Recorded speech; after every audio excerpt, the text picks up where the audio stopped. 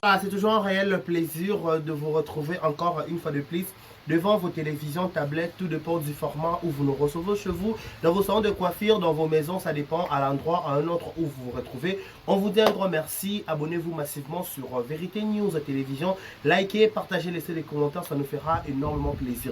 À la présentation, c'est votre humble serviteur Décaré Bachia, garçon 1m70 par choc.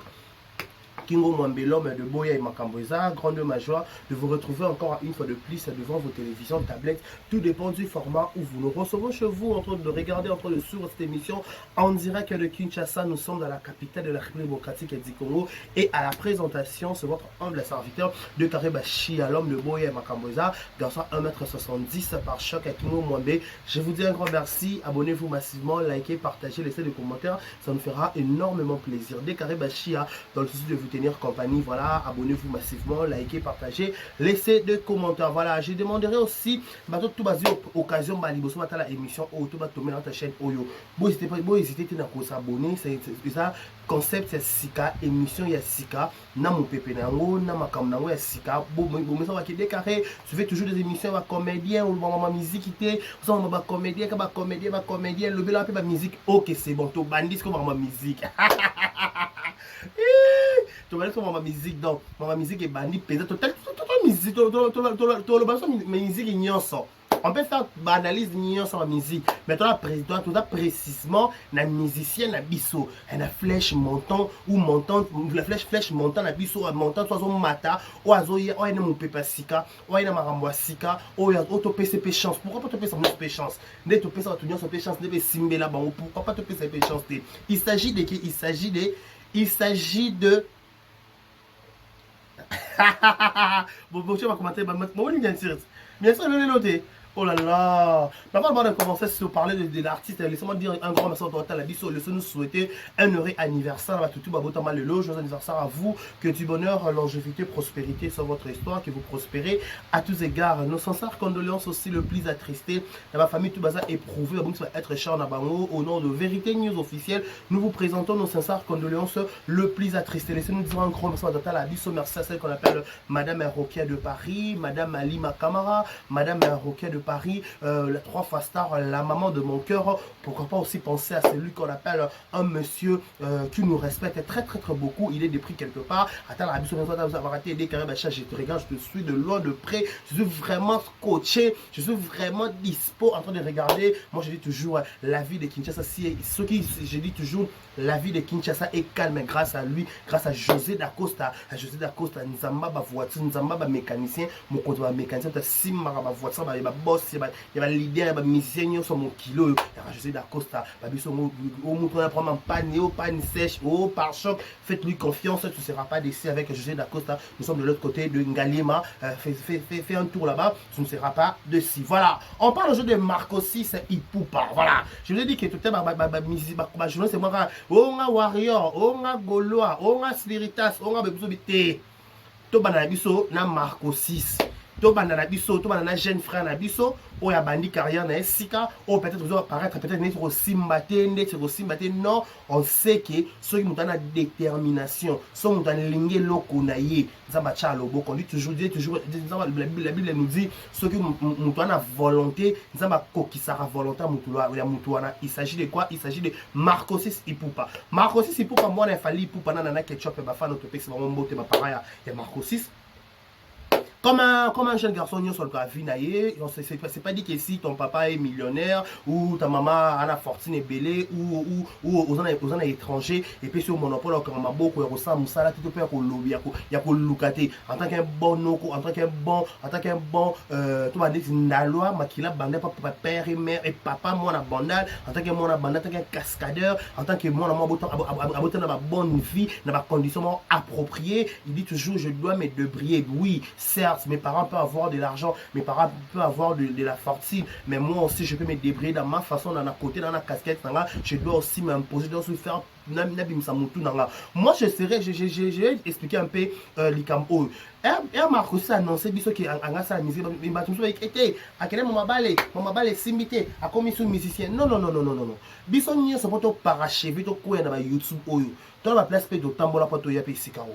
on étudiait, et la classe est sili, tu côté peut-être ma commerce, tu as un loufou, tu as un nzela makala, tu as un vie dans le lenge, tu as déficit, pourquoi tu s'en sortir. Et aujourd'hui, tout le monde qui est au vite, toujours moi stabilité, mon qui est dans les réseaux sociaux, toujours moi stabilité, mon qui est dans YouTube. On est là, on s'est tous imposé, on est toujours là, on est en train de briller pas mal. Et c'est idem aussi avec Marco 6. Marco 6 aussi, c'est un jeune frère de nous. A une carrière solo avec bonté na époque nae azo profiter peut aussi na aura père papa n'est pas qu'on dit toujours il faut profiter babi il faut toujours profiter des y a potentialité ya parents peut potentialité na yo moko on peut dire aujourd'hui peut-être si Marco 6 abandaki kokende kokota na club ya football c'est pas aussi mal sans amour ya football olinga comme un job à lobby tu peux aussi combiner. Et regarde qui ça c'est tout le monde en tabou. Et regarde ça c'est comme à surcharge parce que plutôt dans le temps plein et pourtant dans la pote dans le temps plein té. Pote dans le temps moi peut-être à 2 heures de temps sali koto, 2 heures de temps sali koto, 1 heure de temps sali koto. Ce que plutôt dans le temps plein ça joueur OK entraînement ba na temps aux 15h 16h. Au mieux dans la journée, aux âges fatigués. Peut-être à Poto qui est 8h au 10h, ok, tu es en train de combiner. C'est des mots avec Marco 6. Tant qu'on dit non. Je dois aussi aller de l'autre côté, il y a balle, il y a football. Parce que les gens passionnent dans la football. À qui pas côté dans le club, il y a Belgique, peut-être habiter en Belgique. Et quand je suis idée, habiter, n'a pas tapé balle, peut-être tapé la balle et puis chance de gros sourire. En fait, il faut comprendre l'homme sous bah tu me souviens ça là quand l'homme sous que pour na comme célèbre tout le lobby non peut-être Marco aussi ça n'est peut-être balle parce que ça n'a passion naie asa amoureux ya football alingara balle alingara joueur et histoire et peut-être que peut-être juge des touches à l'araboy et peut-être coup franc à l'araboy et peut-être penalty à l'araboy il connaît tout ça. Parce que mon sort à niveau de comme s'inscrire dans ma football à côté d'un école de foot donc il est déjà amoureux à football. Parce que quand tu n'es pas amoureux de football, comme à un niveau de football, on peut pas l'ignorer. Tu peux pas botter Marco si vous avez l'occasion de la vidéo pour ignorer ce que je peux dire. Batu mingi ba kota ba football peut-être na âge pousse na bomo na bango balinga mingi ba balé alinga peut-être ko beta ba bidon alinga peut-être ba balé ba bousquille alinga blomo ozo lié kana balé tant ma coli peut-être à l'époque il faut qu'on se le dise ba parents belé ba bana ko ngaka ba na ba tanga ba kende classe pas dans quelque chose dans mutu peut-être ba balé ba musique et qui peut-être ba te belé o ba sa ba musique na kala on peut ba ko ignorer ngate ba ko déclarer costé pourquoi parce que pareil ils sont avec ta balle peut-être ça il est très mais tout le monde a mobilisé ba mboka so ko ba français té pas yo ba pareil belé vraiment ko imposer ba na bango dans nos classes tu étudies après le foot ça vient après. Tu étudies après le foot ça vient après. Tant on peut marquer aussi ça azo kola la souci on est balé nzamba sungi makambe epes na famille maman habité to va prendre habité va faire tes études ailleurs à quoi ça va étudier ailleurs à quel libanda tant à quel libanda aussi à qui à construire carrière à coller OK c'est bon qui s'inscrit na balle où est le problème j'ai pas trouvé ça mal.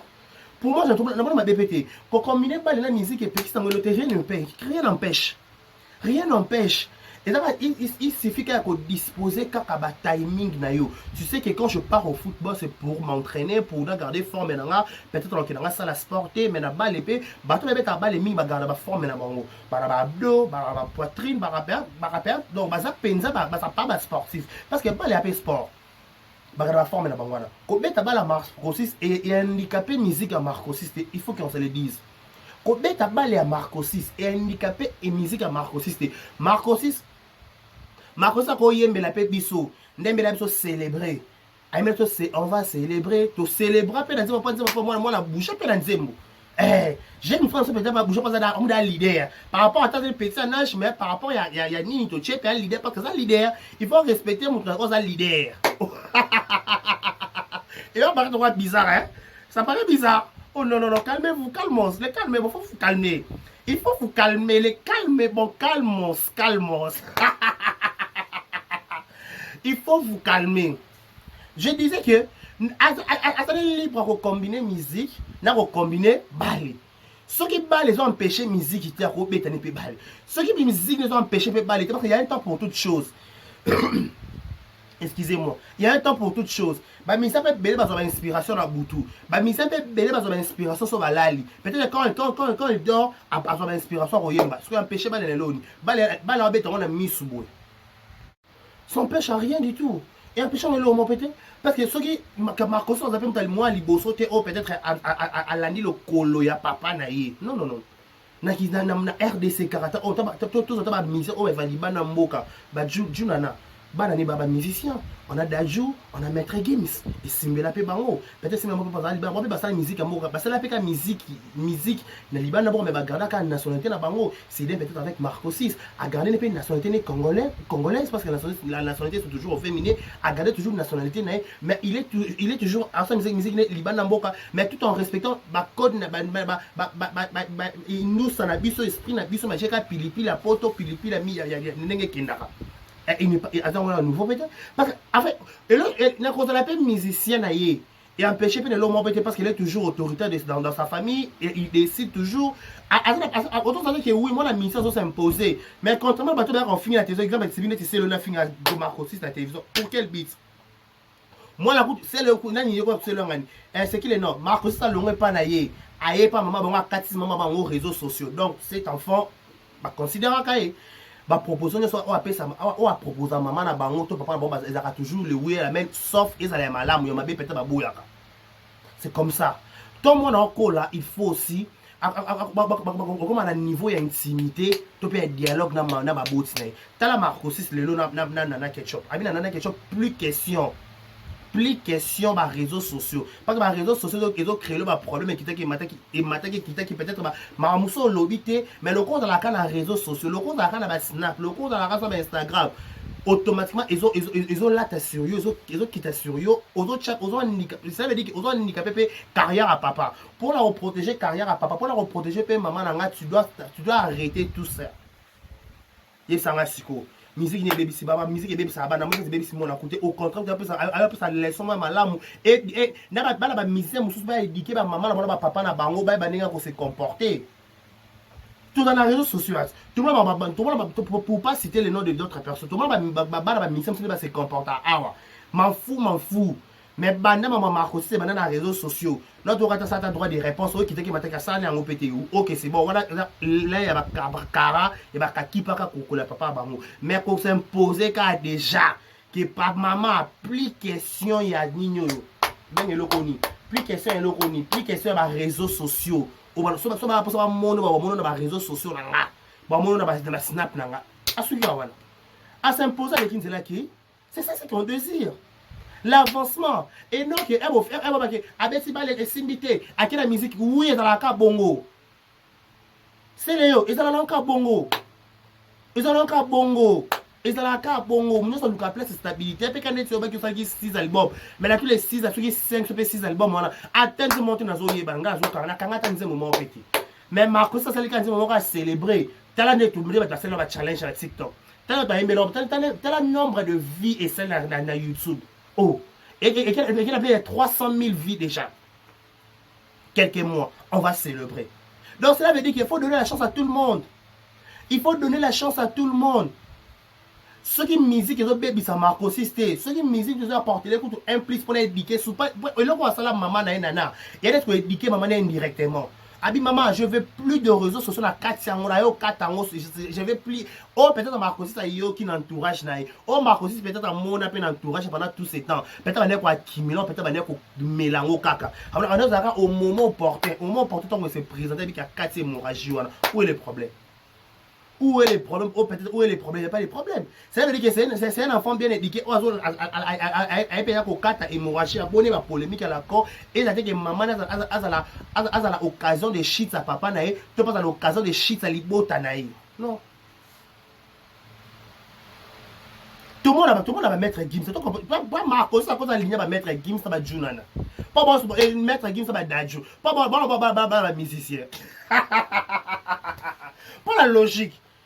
Pas la musicien. Maître Gims, Dajou, papa va Junana. Bien voilà, je n'ai pas ta musique.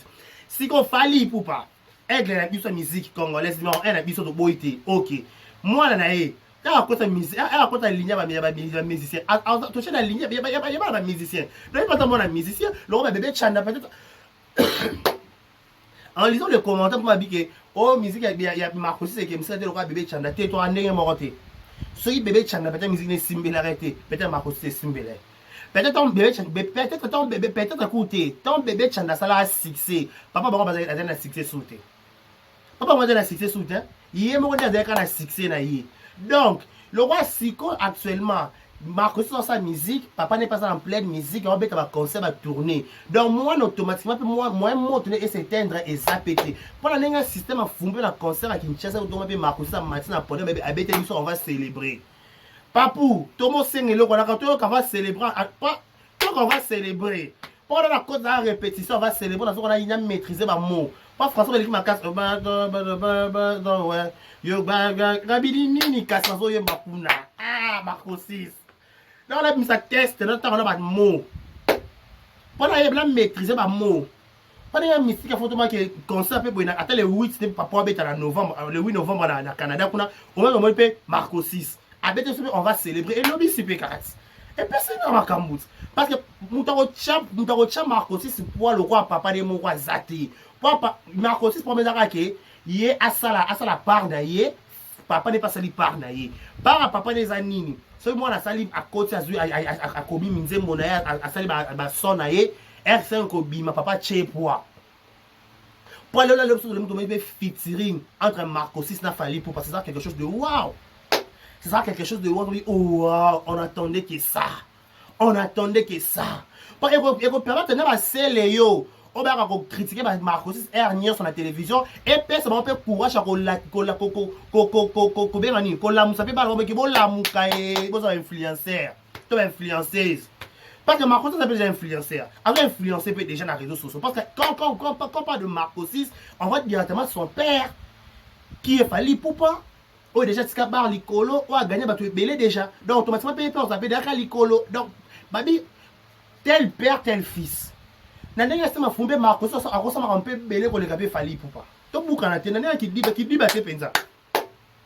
Marco 6 akosama un peu belé ko le capé fali parce que bible on biso ki kutu bo kosama kam ko le kanga. So Marco 6 ma kam ko le ka papa bon so papa ba beta ba stade à ça ma bebo poni Marco 6 beta ba stade de France té avec ba Lyon wana Lyon so tourner wana côté qui Afrique. C'est possible. Quand au moment et l'Union sort avant ils sont en plaire et ben on a un et on va célébrer tout de suite on célèbre tout célébrer non on célèbre tout célèbre donc tout soutenir ma jeune talent s'il vous plaît tout soutenir ma jeune talent aux en poto on a qui ça sont parti par là tout soutenir Marco si ça a jeune talent azom aina sima aina mpepenaye pourquoi pas pelo pe simbele aussi mais parce que a obligation ka simbelaye parce que le roi papa raté pe mon raté bo éviter que ceux qui papa raté bana pe ba rata ceux qui papa simbi c'est pas non pe simba Marco ça que football Marco ça que de musique ils ont handicapé ne lo mo peut surtout ce baby c'est éducation a été. Ce que tu as vendu dans le démarré, tu connais pas maman, maman a 4 maman réseau. Je veux plus de ça. 4 maman, 4 ans pendant la popo. Ma cause ça 4 maman banwa la popo. Alors pourquoi pas? Musique est simbele. Sans la discipline. Pas musique à la excusez-moi. Musique à la discipline. Musique à la discipline. Chaque discipline dans ma camino est style. Musique à la discipline. Quand on check la discipline, caca, les restes viendront après. Les restes viendront après. Et maté, quitter, pardon. Et maté, quitter. Les restes viendront après. Il y a important exactement la caca que évolution Marco 6, tout le monde qui a célébrer le bel comme ça. Et rêver, bah, tu vas critiquer dans les réseaux sociaux, dès que c'est Léo, elle a besoin de bananayer, tu vas capable de faire la nini. Ceux qui n'ont pas besoin de 5 albums et simbité, et bon, on a 7 albums de Simba. Est-ce qu'il y a moins de Yemba? Ah, ça soit une distraction, quoi. Donnons la chance à tout le monde. Tu veux sa chance dans le bateau, le lingi, va diriger à moto. Papa Marco 6, ton maman Marco 6. Par contre, Marco 6, ça, musique, il était pas musique, il va diriger à moi, là. Athée, mon fils. La musique c'est bien bon, mais il faut pas d'abouer, aucun débouille. avantage ya Marco 6 basa ba musique na poto il y a différentes émissions qui sont les Kemba na poto on a des bana avantage ma mobile il y a peut-être qui citer concentration quand belé classe concentration makambo pesami et compé wow je vous dis makambo pesami et compé wow. Donc il faut donner la chance à tout le monde. Donc, déjà désormais vous aurez des émissions ici chez Vérités Officielles concernant l'artiste musicien de notre pays, Marco 6 Ipupa. Ah, la Vérité News Officielle. À chaque fois, il y aura des nouveautés. À chaque fois, quand il y aura des maramenés sur les réseaux sociaux, sur la toile, il y a un après, on a un challenge sur TikTok, on a un sango. Ça challenge, célébrer. Et là, ça va avec l'artiste. Ok, donc voilà, merci beaucoup. Abonnez-vous massivement, likez, partagez, laissez des commentaires. Ça nous fera énormément plaisir. Au revoir. Vous plat bon pas de télé solo ba tu peux le bon na kosi okuta okosi na ningisi ka Zaire okosi la yo ngo koso confirma o mutu mabe alo kwa décarré na ningisi ka Zaire